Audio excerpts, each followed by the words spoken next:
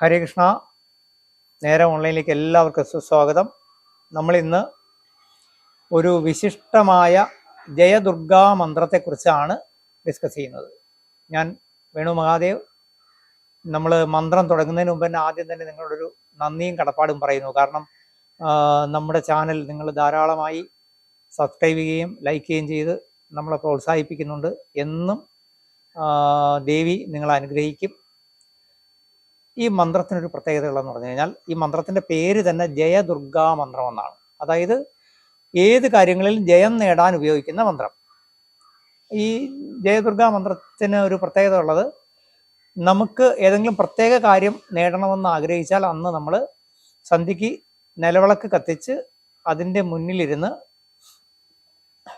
വളരെ ദേവിയെ സാക്ഷാൽ അമ്മയായി കണ്ടുകൊണ്ട്, ദേവിയെ തന്നെ നമ്മൾ ഗുരുസ്ഥാനത്ത് കണ്ടുകൊണ്ട്, അത് ഞാൻ പ്രത്യേകം എടുത്തു പറയുന്നൊരു കാരണം, ധാരാളം വ്യക്തികൾ എന്നോട് എൻ്റെ യൂട്യൂബ് ചാനലുകൾ കണ്ടിട്ട് ചോദിക്കുന്നൊരു ചോദ്യമുണ്ട്, സാറേ ഒരു മന്ത്രോപദേശം വേണം, അല്ലെങ്കിൽ എനിക്ക് ഗുരു സ്ഥാനത്ത് ആ ഒരാളിനെ നിർദ്ദേശിക്കണമെന്ന്. പ്രപഞ്ചത്തിലെ സർവമന്ത്രങ്ങളും സാക്ഷാൽ പരമശിവനിൽ നിന്ന് മാത്രം ഉത്ഭവിച്ചതാണ്. അദ്ദേഹം പാർവതീ ദേവിക്ക് ഉപദേശിച്ചു. അദ്ദേഹം അഗസ്ത്യർ ഉൾപ്പെടെ 64 സിദ്ധന്മാർക്കും സിദ്ധാദികൾ മറ്റ് മുനിവർഗങ്ങൾക്കും മനുഷ്യർക്കുമായി നൽകിയതാണ്. അതുകൊണ്ട് എല്ലാ മന്ത്രങ്ങളുടെയും പരമാധികാരം ദക്ഷിണാമൂർത്തിക്കാണ്. സാക്ഷാൽ പരമശിവനാണ്. സാക്ഷാൽ പരമശിവനെയും പാർവതീ ദേവിയെയും മൂകാംബിക അമ്മയെ ഗുരുസ്ഥാനത്ത് കണ്ടുകൊണ്ട് നിങ്ങൾക്ക് ഏത് മന്ത്രവും ജപിക്കാം. അതിനകത്ത് തെറ്റുകുറ്റോ കുറവൊക്കെ വന്നാൽ നമ്മുടെ സ്വന്തം അമ്മയാണ്, സ്വന്തം അച്ഛനാണ്, ക്ഷമിക്കും. കാരണം നമ്മൾ കുട്ടികളാണെന്ന് അറിയാം. അതിനകത്തൊന്നും ഒരുപാട് വലിയ ബലം പിടുത്തം വേണ്ട. നമ്മൾ എല്ലാം അവിടെ അങ്ങ് സമർപ്പിച്ചാൽ മതി. നമ്മളെ മനസ്സമർപ്പണമാണ് ഏറ്റവും വലുത്. അപ്പോൾ ഈ മന്ത്രം നിലവിളക്കിൻ്റെ ചുവട്ടിലിരുന്ന് നമുക്ക് കുങ്കുമം കൊണ്ട് നിലവിളക്കിൻ്റെ ചുവട്ടിൽ ഒരു നിലവിളക്ക് വയ്ക്കുമ്പോൾ ഒരു തട്ടമോ അല്ലെങ്കിൽ ഒരു വാഴയിലയോ വെച്ചിട്ട് അതിൽ വയ്ക്കുന്നത് നല്ലതായിരിക്കും. എന്നിട്ട് കുങ്കുമം ഓരോ പ്രാവശ്യവും മന്ത്രം ജപിച്ച് കുങ്കുമം അർച്ചിക്കുകയും അർച്ചന പൂർത്തിയാകുമ്പോൾ നമുക്ക് എപ്പോഴും 9 അല്ലെങ്കിൽ അതിൻ്റെ ഗുണിതങ്ങളായിരിക്കണം ജപിക്കേണ്ടത്. 9 എന്ന് പറഞ്ഞാൽ നവം ആണ് അതിൻ്റെ ഒരു പ്രാധാന്യം. 9ൻ്റെ ഗുണിതങ്ങളായിട്ടുള്ള 21, 27, 36, 51, 108 ഇഷ്ടമുള്ള സംഖ്യ, നമുക്ക് സമയമുള്ളതുപോലെ. നമുക്ക് എന്തെങ്കിലും പ്രത്യേകിച്ച് ആവശ്യം വരുമ്പോഴും ഇത് ചെയ്യാം.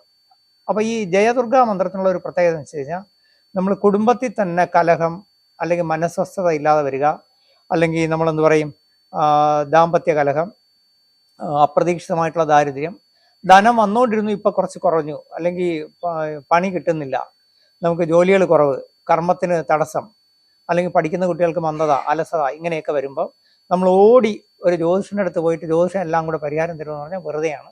ജ്യോതിഷന് നിർദ്ദേശം തരാനേ പറ്റൂ. ഒരു പോറ്റിയെ കണ്ടാലും പോറ്റിക്ക് നിങ്ങൾക്ക് നല്ലത് വരാൻ വേണ്ടി കുറച്ച് പ്രാർത്ഥിക്കാം എന്നേ ഉള്ളൂ. നമ്മുടെ തന്നെ പോസിറ്റീവ് എനർജിയെ ഈശ്വരാധീനത്തിൽ അട്രാക്ട് ചെയ്യുന്നത് നമ്മൾ ചെയ്യുന്ന കർമ്മങ്ങളാണ് ഏറ്റവും ശ്രേഷ്ഠം. അതുകൊണ്ട് നിങ്ങൾക്ക് ചെയ്യാൻ പറ്റുന്ന നിങ്ങളുടെ ഏത് കാര്യസാധ്യത്തിനും അഭിവൃദ്ധിക്കും ജയത്തിനും അതുപോലെ തന്നെ കടുത്ത തടസ്സങ്ങൾ നിന്നാലും ഉടൻ ഈ ജയദുർഗാ മന്ത്രം നിങ്ങളെടുത്ത് 9 രൂപങ്ങളിൽ ജപിക്കണം. കുറച്ച് ജപിച്ച് വരുമ്പോൾ വൈഹാർട്ട് ആയിക്കോളും. അപ്പോൾ ഞാനിത് വലിച്ചു നീട്ടുന്നില്ല, കാരണം നിങ്ങൾ ക്ഷമയോടെ കാത്തിരിക്കുന്ന എൻ്റെ മന്ത്രത്തിനാണെന്നറിയാം, അല്ലാതെ മറ്റൊന്നും കേൾക്കാനല്ല. അതുകൊണ്ട് ഞാൻ മന്ത്രത്തിലേക്ക് വരുന്നു. ഓം ഹ്രീം ദും ദുർഗേ ജയ ജയ ജയ ദുർഗേ ഹ്രീം ഹും ഫട്ട്. ഇതാണ് മന്ത്രം. ഒന്നുകൂടെ പറയാം. ഓം ഹ്രീം ദും ദുർഗേ ജയ ജയ ജയ ദുർഗേ ഹ്രീം ഹും ഫട്ട്. ഇത്രയേ ഉള്ളൂ. നമ്മുടെ ഡിസ്ക്രിപ്ഷൻ ബോക്സിൽ നമ്മൾ ഈ മന്ത്രം കൊടുത്തിരിക്കും. മന്ത്രം എഴുതിയെടുക്കുക. കുറച്ച് നാൾ ജപിച്ച് വരുമ്പോൾ ബൈഹാർട്ടാവും. എന്നിട്ട് നിങ്ങൾക്ക് ജപിക്കാം. ഇനി നമ്മൾ നിലവിളക്ക് തെളിച്ച് വെച്ച് ജപിച്ചില്ലെങ്കിൽ വേറൊരു കാര്യം ചെയ്യാം. നിങ്ങൾക്ക് ഏതെങ്കിലും ക്ഷേത്രങ്ങളിൽ പോകുമ്പോൾ, ദേവീ ക്ഷേത്രങ്ങളിൽ പോകുമ്പോൾ അവിടെ നിന്നുകൊണ്ട് മനസ്സിൽ, വേറെ ആരും കേൾക്കരുത് കേട്ടോ, മനസ്സിൽ ജപിക്കുക. നമ്മുടെ മന്ത്രം, ഉപാസന ഇതെല്ലാം രഹസ്യമായി തന്നെ സൂക്ഷിക്കണം കേട്ടോ. അതൊരു വളരെ ശ്രദ്ധിക്കേണ്ട കാര്യങ്ങളാണ്. ഒരു മനുഷ്യൻ്റെ ജീവിത വിജയത്തിന് 9 രഹസ്യങ്ങൾ സൂക്ഷിക്കണമെന്നാണ്. അത് നമുക്ക് ഇനിയൊരു വീഡിയോയിൽ പിന്നീട് ചെയ്യാം. അത് ഇല്ലാത്ത ആളിൻ്റെ ജീവിതം പരാജയപ്പെടും. അത് നമുക്ക് പിന്നെ ഇതുപോലെ ചർച്ച ചെയ്യാം. എന്തായാലും ഈ മന്ത്രം നിങ്ങൾ ദുർഗാദേവി ക്ഷേത്രങ്ങളിലോ വീട്ടിലോ ജപിക്കണം.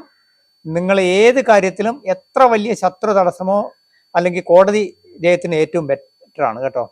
വലിയ വഴക്കോ ബുദ്ധിമുട്ടോ വന്നു, അല്ലെങ്കിൽ വലിയൊരു പോലീസ് കേസ് വന്നു, ഇങ്ങനെയൊക്കെയുള്ള കാര്യത്തിൽ ഈ മന്ത്രം നമ്മൾ ജപിച്ച് ദേവിയെ പ്രാർത്ഥിച്ച് ചെന്നാൽ കാര്യങ്ങൾ മൈൽഡായി ചിലപ്പോൾ അമിക്കബിളായിട്ട് അത് സെറ്റിൽ ചെയ്യാവുന്ന ഒരു അവസ്ഥ വരും. അപ്പോഴും നമ്മൾ അഹങ്കാരം കാണിക്കരുത് കേട്ടോ, നമ്മൾ അവിടെ താന്നു കൊടുക്കണം. കാരണം വെച്ച് കഴിഞ്ഞാൽ നമ്മളെപ്പോഴും എല്ലാവർക്കും നല്ലത് വരാനേ ആഗ്രഹിക്കാവൂ, പോസിറ്റീവായിട്ട് മാത്രമേ ചിന്തിക്കാവൂ, എങ്കിലേ ദേവി കൂടെ നിൽക്കുകയുള്ളൂ. തീർച്ചയായിട്ടും ഈ മന്ത്രം നിങ്ങൾ ജപിക്കണം. സംശയം ഉണ്ടെങ്കിൽ ഈ വീഡിയോയുടെ താഴെ എൻ്റെ വാട്സാപ്പ് നമ്പറുണ്ട്, നിങ്ങൾക്ക് മെസ്സേജ് ഇടാം. എല്ലാ രീതിയിലും സാക്ഷാൽ ജയദുർഗാദേവി നിങ്ങളെ അനുഗ്രഹിക്കട്ടെ. ഹരേ കൃഷ്ണ. നന്നായി വരും.